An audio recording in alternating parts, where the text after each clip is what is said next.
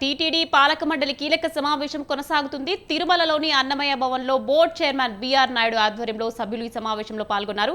ఈ సందర్భంగా 2026 వార్షిక బడ్జెట్ను ప్రవేశపెట్టనున్నారు. గతేడాది 5,141 కోట్లతో బడ్జెట్ను ప్రవేశపెట్టిన టీటీడీ ఈ ఏడాది దాదాపు 5,400 కోట్లతో ప్రవేశపెట్టనుంది. ఇప్పటికే సిద్ధం చేసిన 30కి పైగా ఎజెండా అంశాలపై చర్చించి తీర్మానాలు చేరున్నారు. గత సమావేశంలో తీసుకున్న నిర్ణయాలపై సమీక్షించడంతో పాటు ముడి సరుకుల కొనుగోలు, ఇంజనీరింగ్ పనులు, నిధుల కేటాయింపులపైన సమావేశంలో తీర్మానాలు చేరున్నారు.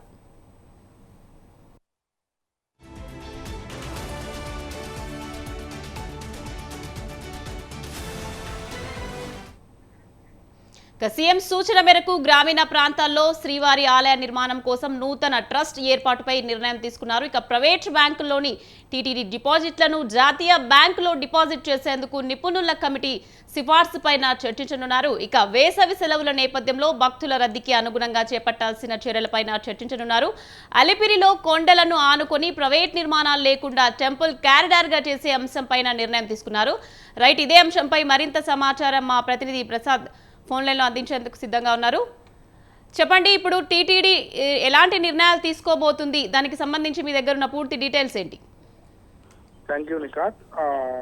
టీటీడీ పాలక మండలి సమావేశం తిరుమలలోని అన్నమయ్య భవన్లో టీటీడీ పాలక మండలి చైర్మన్ బిఆర్ నాయుడు అధ్యక్షతన ఈరోజు ఉదయం 10 గంటలకు ప్రారంభమైంది. సుదీర్ఘంగా అనేక అంశాలపైన ఈ పాలక మండలి చర్చ కొనసాగుతోంది. అయితే ముఖ్యంగా 2025-26 వార్షిక సంవత్సరానికి సంబంధించిన బడ్జెట్ పైన ఈ చర్చ కొనసాగుతోంది. అయితే 5,400 కోట్ల రూపాయలతో టీటీడీ ఈ ఏడాది వార్షిక బడ్జెట్ ను ఆమోదం తెలపనున్నది. అలాగే దాదాపు 30కి పైగా అజెండాలో చేర్చారు అంశాలను. ఈ అంశాలపైన సుదీర్ఘంగా చర్చించి అనేక కీలక నిర్ణయాలు తీసుకునే దానికి పాలక మండలి సమావేశం అయితే కొనసాగుతోంది. ముఖ్యంగా ముడి సరుకుల కొనుగోలు, అదేవిధంగా ఇంజనీరింగ్ పనులకు సంబంధించిన నిధులను మంజూరు చేసేందుకు అవకాశం ఉంది. మరోపక్క గ్రామీణ ప్రాంతాలలో శ్రీవారి ఆలయాలు నిర్మించాలని చెప్పి ఇదివరకే గత 3 రోజుల క్రితం తిరుమలకు విచ్చేసిన చంద్రబాబు ప్రతిపాదన చేశారు.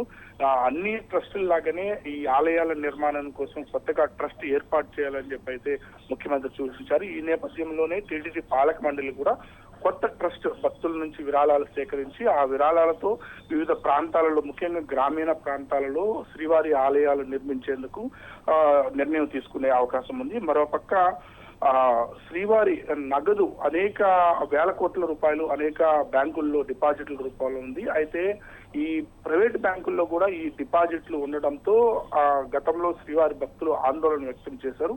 ఇలాంటి బ్యాంకుల్లో డిపాజిట్లు వేయకూడదు, కేవలం జాతీయ బ్యాంకుల్లోనే డిపాజిట్లు వేయాలనే ప్రతిపాదన వచ్చింది. దీనిపైన గతంలో టీటీడీ పాలక మండలి ఒక కమిటీని వేసింది. ఈ కమిటీ జాతీయ ప్రైవేట్ బ్యాంకుల్లో ఉన్న డిపాజిట్లను తీసి జాతీయ బ్యాంకుల్లో డిపాజిట్ చేసే విధంగా కమిటీని వేసింది. అయితే ఈ కమిటీ సుదీర్ఘంగా చర్చించి నివేదికనైతే టీటీడీ పాలక మండలికి నివేదించింది. ఈ నివేదిక పైన కూడా టీటీడీ పాలక మండలిని చర్చించి ఈ రోజు నిర్ణయం తీసుకునే ఉంది. ఆ డిపాజిట్లన్నీ రద్దు చేసి, ఏదైతే ప్రైవేట్ బ్యాంకుల్లో ఉన్న డిపాజిట్లను రద్దు చేసి కేవలం జాతీయ బ్యాంకుల్లో మాత్రమే డిపాజిట్ చేసే విధంగా నిర్ణయం తీసుకునే విధంగా ఉంది. మరోపక్క టీటీడీ అలిపిరి సమీపంలో అనేక ప్రైవేట్ సంస్థలకు గత ప్రభుత్వం కానీ అంతకు మునుపున్న ప్రభుత్వం కానీ ప్రైవేట్ టీటీడీ సంబంధించిన భూములను ప్రైవేట్ సంస్థలకు ఇచ్చారు.